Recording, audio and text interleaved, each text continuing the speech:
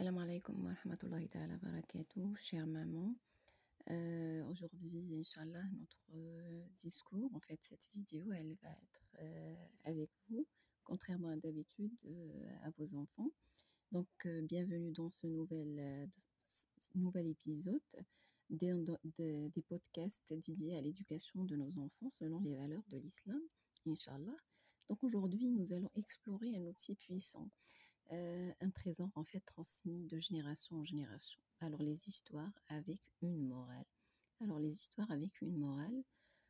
Alors on doit imaginer toujours un enfant, les yeux grands ouverts, absorbé par le récit en fait d'un récit d'un prophète, d'un compagnon ou d'une créature étonnante.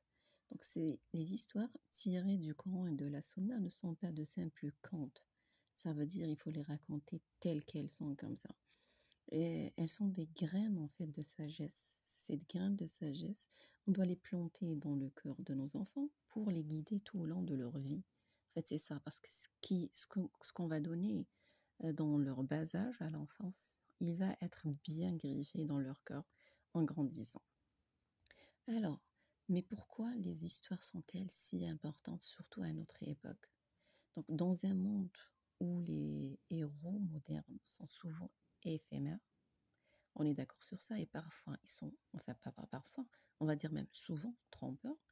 Nos enfants ont besoin de modèles authentiques, réels, quelque chose qu'on sait que c'est vraiment de la réalité, c'est vrai. De pour en fait repérer des trucs solides, pour des repères aussi solides. Donc les histoires islamiques leur offrent cela. Enfin, des exemples de courage, de patience, de foi et de bien d'autres qualités essentielles qui vont grandir avec l'enfant. N'oublions pas l'importance aussi de la communication, mes chères mamans. Même avec les tout petits, dès leur plus jeune âge, nos enfants sont des éponges. Ils absorbent tout ce qui les entoure.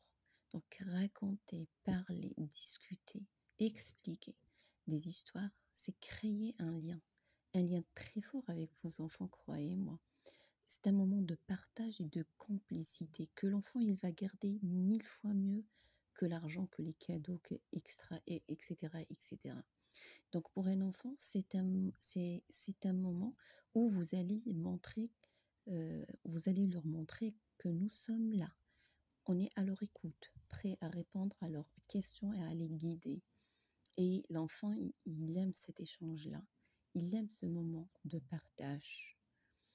Alors, comment faire pour que ces moments soient encore plus mémorables? En fait, c'est ça.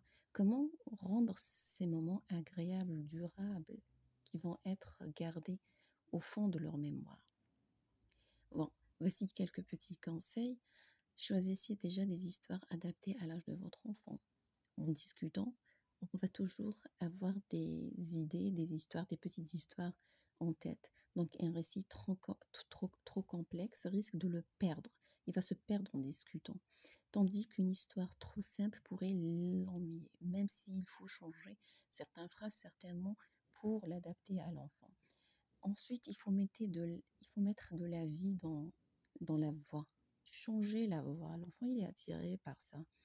Donc, varier les intonations, utiliser des gestes, les yeux craqués ou pas, tristesse, les mimer les personnages. Donc, tout ça, ça joue un rôle et ça va laisser l'enfant attaché à ce que vous dites. Ensuite, encouragez votre enfant à participer, poser des questions, à lui dire qu'est-ce que tu en penses, qu'est-ce que tu attends, qu'est-ce qui va se passer à ton avis. Posez-lui des questions, demandez-lui ce qu'il a compris aussi, ce qu'il a ressenti. C'est important de laisser votre enfant exprimer ses sentiments. Il a le droit d'avoir des sentiments, colère, il n'aime pas, c'est pas agréable, ça c'est légitime. Ensuite, pour le dernier point que je puisse partager avec vous, c'est fait de ces moments des rituels. Rituels que juste entre vous deux, que l'enfant sache qu'il y a un moment de partage. Même ses frères et sœurs, peut-être, on peut partager en groupe, mais laissez un moment individuel, tête à tête, pour chacun de vos enfants. Parce que chacun de vos enfants, il va sentir que il est important et que vous avez quelque chose à partager tous les deux ensemble, juste vous et lui. Donc un moment avant de dormir, après la prière ou lors d'une promenade, l'important c'est de créer une habitude. Cette habitude que l'enfant il va sentir quand il a besoin de parler, il y a qui va l'écouter. Donc, chère maman, n'ayons pas peur de transmettre notre héritage à nos enfants. Les histoires sont un cadeau précieux, un moyen de les connecter à leur foi, de les aider à grandir, tant que musulmans, épanouis. C'est ça notre but, épanoui et très fort. C'est ce qui nous manque. Donc, et vous, j'aimerais savoir quelles sont vos histoires préférées et n'hésitez pas à les partager avec nous dans les commentaires. Et à la prochaine, Inch'Allah.